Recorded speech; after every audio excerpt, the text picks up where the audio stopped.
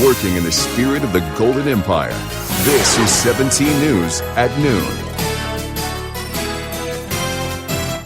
Good afternoon and thanks for joining us. I'm Maddie Jansen. We begin with breaking news. We've just confirmed Kern County District Attorney Cynthia Zimmer's office is opening an investigation into Kern County Fair's senior officials. Kern County District Attorney Cynthia Zimmer confirms for 17 News at this noon hour that her office has opened a case to look into the alleged misappropriation of state taxpayer dollars by senior fair officials. She says her office has received sufficient information to warrant an investigation, whether it's civil or criminal, to open an investigation by the office's Public Integrity Unit.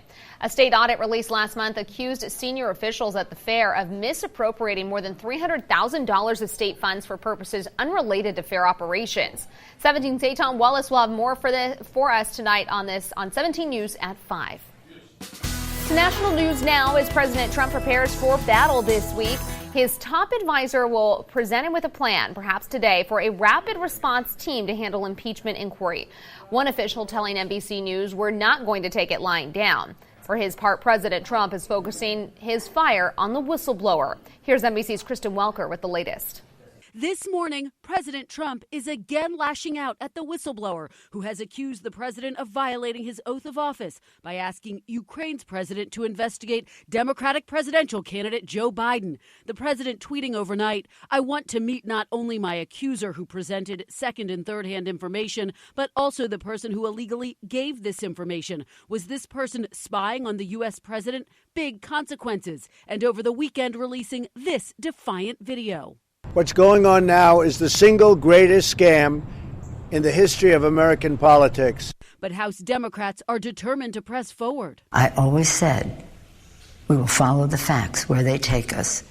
And when we see them, we will be ready, and we are ready. Intelligence Committee Chairman Adam Schiff vowing to protect the whistleblower amid safety concerns expressed by that person's legal team, citing the president's attacks. First of all, do you expect the whistleblower to testify? And if so, when? Yes, and I hope very soon. The president's outside attorney, Rudy Giuliani, who is referenced in the whistleblower complaint more than 30 times for spearheading the effort to investigate Biden in Ukraine, pressed on whether he will cooperate with Congress. I wouldn't cooperate with Adam Schiff. I think Adam Schiff should be removed. That's your answer. You're not going to cooperate. I didn't say that. I said I will consider it. The president's allies already out in force, including GOP leadership. Was it appropriate for the president to ask for investigations of his Democratic rivals with another foreign leader? I've never seen one talking point from a White House.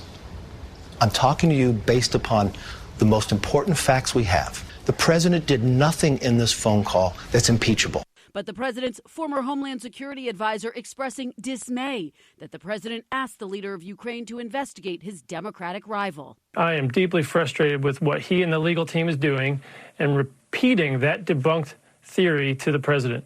It sticks in his mind when he hears it over and over again. And after the president tweeted out a, quote, warning of a civil war-like fracture if he's removed from office, Republican Adam Kinzinger said that, quote, is beyond repugnant. That was NBC's Kristen Welker reporting. An effort to recall Governor Gavin Newsom has made its way to Kern County. Petitioners gathered signatures yesterday afternoon at the Chuy's restaurant on Rosedale Highway.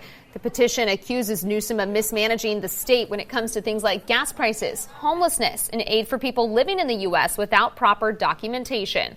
Local facilitator Susan Adams says she supports a recall. We've got to fight over and over for everything that even Jerry Brown and Gavin Newsom together has put in place. In order to force a recall election, organizers would need about 1.5 million signatures from across the state by February. A Kern County Sheriff's Office bus was involved in a crash with a motorcycle this morning. It happened just before 8 a.m. at Chester Avenue and 13th Street. BPD says there were only minor injuries. Meantime, the CHP is investigating another crash, this one believed to be caused by alcohol. It happened this morning on Meacham Road. The crash only resulted in minor injuries, but one of the drivers was arrested for DUI. There's a new service in downtown Bakersfield to help address some of the adverse effects of the homelessness crisis. City Council recently approved a private cleaning service to clean up human waste around downtown and Old Town Kern areas. That service began today. It runs 6:30 a.m. to 10:30 a.m. Monday through Friday, but only in designated areas, as seen here on the map.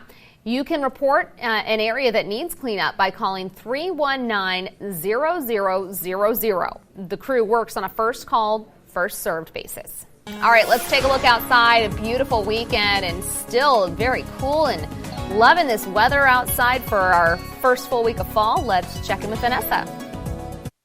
Good afternoon. We are seeing beautiful conditions through this week. We are expecting to see a cool down outdoor forecast, though, for us here in the valley. We are expecting pretty much to look at those 60s across the board, even through the evening hours. Similar conditions, though, in Bakersfield. We will be seeing things pretty much stay in the cooler areas in our outdoor forecast. And then pretty much in those evening hours, we're going to see things get pretty chilly. I'll have all the details, though, in Pinpoint Weather coming up in just a little bit. Maddie? The Bakersfield Sikh community continues to mourn the loss of a deputy shot and killed in Texas. Last night they met at Stone Creek Park in southwest Bakersfield for a candlelight vigil in memory of Deputy Sandeep Dhaliwal. Dhaliwal was shot during a traffic stop Friday in Harris County. The sheriff called Dhaliwal a trailblazer. He was the first Sikh man to join the Harris County Sheriff's Department. He's also believed to be the first to wear his turban on patrol. The sheriff said Dhaliwal served his community with integrity and pride and was respected by all. Tonight, the community will gather once again here in Bakersfield for a vigil at the Liberty Bell on Truxtun Avenue. It's set to begin at 6:30. The Kern County Sheriff's Office is investigating the death of a woman in the Kern River Valley. KCSO says deputies got a call about a victim of assault just before 7 last night. They were dispatched to the 5500 block of Paiute Mountain Road. When they arrived, KCSO says firefighters and paramedics were already performing life-saving measures on the woman, but she died at the scene. Anyone with information is asked to call KCSO at 861-3110, or you can remain anonymous by calling the Secret Witness Hotline. That number is 322-4040. Meantime, Marvin police are investigating a shooting that happened last night in the area of 5th Avenue and North C Streets, not far from Kovacevic Park. Police have not released many details about the investigation. We'll continue tracking this story for you and bring you updates as soon as more information becomes available. Changes are coming to Get Bus. Riders will soon have to shell out more money before hopping on board. Starting tomorrow, a single ride will cost $1.65. That's up 10 cents from the current fare. A 31-day pass will now run $45. That's up $3. Get Bus says the new prices are part of an incremental fare increase. The system's designed to pay for improvements like buying new buses with USB ports, building a transit center at CSUB, and launching the on-demand ride-hailing service Ride. You can find a full list of the fare increases on our website, kget.com. Add another road closure to the long list of projects happening around Bakersfield. There will be nighttime closures tonight through Wednesday between northbound Highway 99 to eastbound Highway 58 from 9 p.m. through 5 a.m. To get onto eastbound 58 from the 99, you should exit at Ming Avenue, continue to Chester Avenue, then use the Chester on-ramp. You're urged to slow down and watch for construction workers and equipment. A search for a homeless woman who left subway goers speechless with the sound of her voice.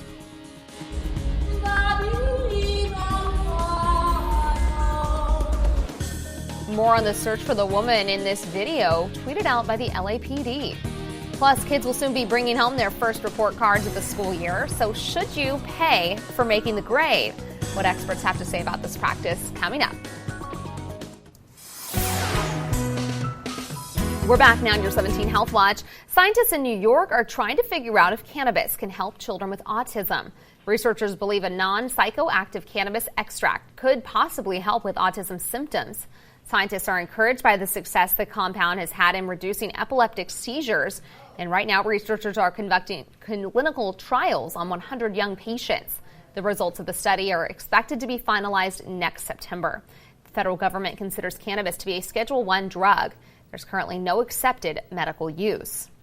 The American Academy of Pediatrics has updated its guidelines for diagnosing and treating children with ADHD.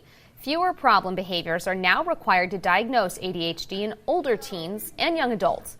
The guidelines also emphasize the need to rule out other causes of ADHD-like symptoms such as anxiety, substance use, and autism.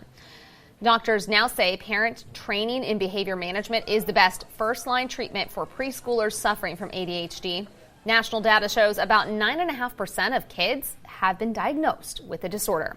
Those first report cards are due to come home soon, and some experts say rewarding your children when they do well might prove to be beneficial. Haley Hernandez reports. No matter your income, Menninger Clinic psychologist Alton Bozeman says you can come up with a reward system for your children that doesn't have to break the bank. So for an elementary school student, it might be that their screen time, like how much time they get to play video games on the weekends, is tied to tickets or tokens that they earn during the week. Meaning if your little one did all their homework all week, they can accumulate something like tickets or tokens, and each one equals maybe 10 minutes of screen time they can collect on weekends.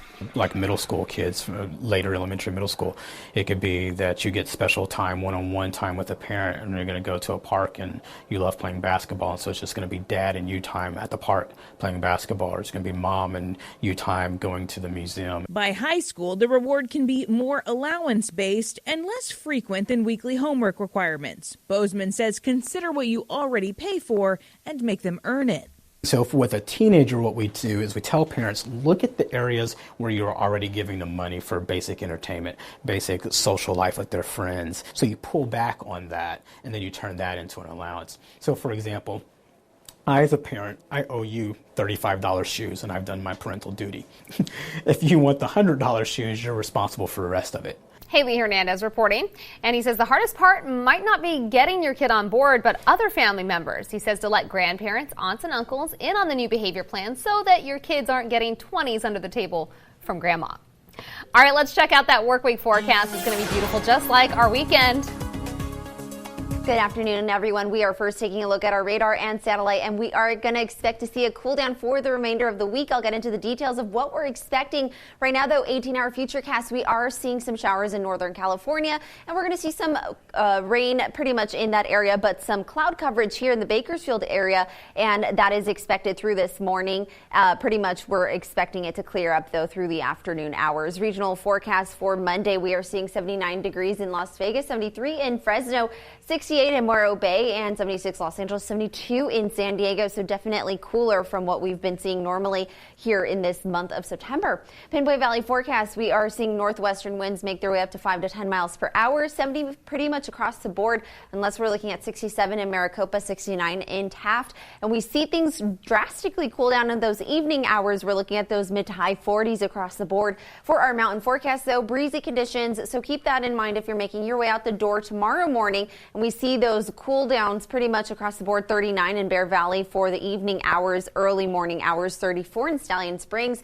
But pretty much our highs are going to be those mid to high 60s, even 50s here in that region. Desert forecast, similar conditions, just slightly warmer. 75 being the high in Ridgecrest, 72 in California City, as well as Edward, 68 Mojave. Breezy conditions. West-northwestern winds can make their way up to 10 to 15 miles per hour, with gusts even making their way up to 30 miles per hour. For our valley forecast, we're expecting beautiful conditions. We're seeing pretty much those 70s through Tuesday, and then we start to see things warm up slightly. We are looking at a high of 89 degrees by this Sunday. Mountain forecast, we're seeing breezy conditions through tomorrow, and then pretty much for the remainder of the week, we're looking at those 70s, and it's going to be somewhat cloudy on Saturday, but for the most part, it's going to be clear for the remainder of this week. Kern Valley forecast, just slightly warmer. We are going to see highs of 80s, 86 degrees by this Saturday and Sunday. That was a quick look at your pinpoint weather forecast. We'll be right back. KGET Business Watch is brought to you by Grapevine MSP Technology Services, the Valley's leading IT service provider.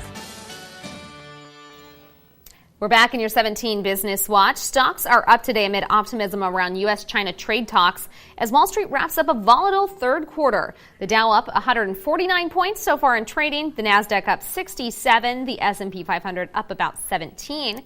Meantime, checking out oil prices. West Texas Intermediate down to $54.16 a barrel. And Midway Sunset started the day up at $61.16 a barrel. Forever 21 is dealing with financial woes. The clothing chain announced yesterday it filed for Chapter 11 bankruptcy. The company says up to 178 of its more than 800 stores will be closed. The closures aren't expected to happen in major U.S. markets. Forever 21 is among the many retailers to fall apart because of an increase in online shopping, which has hurt sales for brick-and-mortar locations. South Korean immigrants founded Forever 21 back in 1984 in Los Angeles. The chain quickly expanded into suburban-based malls. Hiding the number of likes and views on Facebook is not just a proposal anymore. The social media company is actually testing the idea for users in Australia. Users who make the post will be able to see the number of likes, but other users won't. Facebook-owned Instagram is also trying out the idea. Facebook says it's gathering feedback to understand whether this change will improve people's experiences on the social media platforms. An old question parents have been asking forever is getting some new attention and a new approach on how to teach kids about money. NBC's Chris Clackham explains. If kids are on top of their chores, most parents are okay with a weekly allowance. $10 a week. $5 to $10. $5 to $10 a weekly. week. But the fear of making the wrong decision on allowances is why the old debate rages on. There's really not a right or wrong. Generally, you want kids old enough to understand what money is. And understand how to manage money. In many cases, kids have no idea about how to handle money until they get to college or, in some cases, beyond. California's Bill Dwight got so serious about educating his 5 children about finance, he founded FamZoo.com, developed an app and prepaid cash cards that handle allowance deposits and withdrawals. Well, my objective was to help parents teach their kids the basics of personal finance. But to get there, parents have to first get past whether to offer an allowance at all. Be clear what the allowance can be used for and what can't it be used for. Dr. Vanessa Jensen, a pediatric psychologist at the Cleveland Clinic, says even if not tied to chores, allowances should be conditional. Some parents will have allowances where they'll say up front, whatever I give you, 10% has to be saved for charity, or a certain amount must be saved in savings. That way, allowances also allow for an education. Chris Clackham, NBC News. The dust has settled out of the Kern County Fairgrounds for the 2019 season. We'll take you to the final day of the fair and find out what people loved best this year. Welcome back. The Great Kern County Fair is a wrap. Yesterday was the final day of the fair with rodeos and banda star Fidel Rueda headlining events. We spoke to some fairgoers about their last day. The fair is so much fun. Like all of the food and the rides, it's just so great. And I'm sad that it comes around once a year because I love it. It's great. Everything like the food, the rides. It's my 4th time coming here. I came today to bring my kids out here so they could enjoy the rides and the food. Just have some family fun. We just like to come on the last day. It's the 2 aunts and the 2 nieces, and we have a great time. Most people we spoke to said they came for the food and the rides, but of course the animals got a shout out. The film company that teaches people with special needs about the movie industry will debut 3 new shorts tonight. Students of Inclusion Films will premiere the shorts before a free screening. The one category of love is about a man with autism and the different ways people show and give love. Journey Back to Me is about a brother and sister reconnecting after their parents' divorce while dealing with the everyday issues of high school. And A Long Night in the Bronx is a story about losing hope and finding redemption in strangers. The doors open at 6:30 and the show begins at 7. For many people, growing up meant playing with Legos, but some of us never grow out of it. And the man in our next story definitely fits that bill. He loves Legos so much, he quit his day job, sold his truck, and started a company building Lego statues, and his first project was a big one. He created 2 statues for some of the best-known realtors in America. A lot of people played with Legos as a kid. For 40 years, Lego's been the #1 selling toy. I wasn't returning phone calls at work, and I wasn't doing anything else that I was supposed to be doing, but I was thinking about creating Lego statues. First client was Matt and Josh Altman from the Bravo Network show $1 Million Listing LA.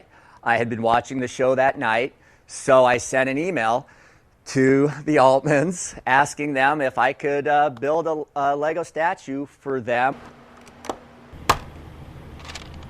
They are opening a gallery, new office, just right off of Rodeo Drive. And they asked us to create life-size Lego statues of their husbands for the big unveiling. And after a lot of blood, sweat, and tears, we did it.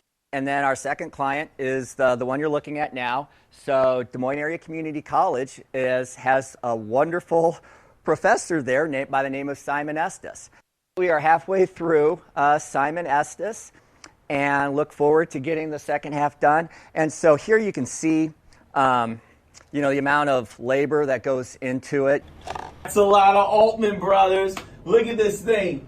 Real life Lego Altman brothers.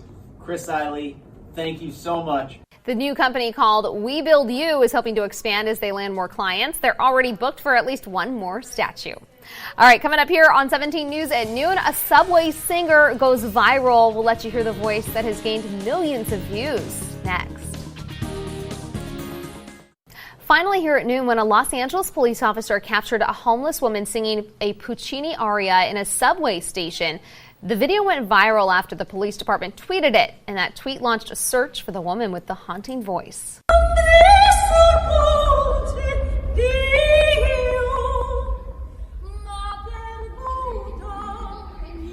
The police department posted the video with the caption, 4 million people call LA home. 4 million stories, 4 million voices. Sometimes you just have to stop and listen to one to hear something beautiful. The video has been viewed tens of thousands of times. The woman has been identified as Emily Zamorka, a Russian native who grew up dreaming of being a performer. At one point, Zamorka entertained with her violin, but after it was stolen, she turned to the instrument that could not be taken, her voice. She revealed she likes to sing in the subway because it sounds so great. Zamorka says she did not go to music school and has no formal training, but would not turn down the opportunity to sing on stage. She became homeless after recently falling ill. So we'll have to wait and continue to follow the journey of Zamorka. But beautiful voice. Thanks so much for joining us here for 17 News at noon. We'll see you back tonight at 5 and 6. Have a great day. 17 News, your local news leader, continues 24 hours a day on KGET.com and our 17 News app. In the spirit of the Golden Empire, 17 News.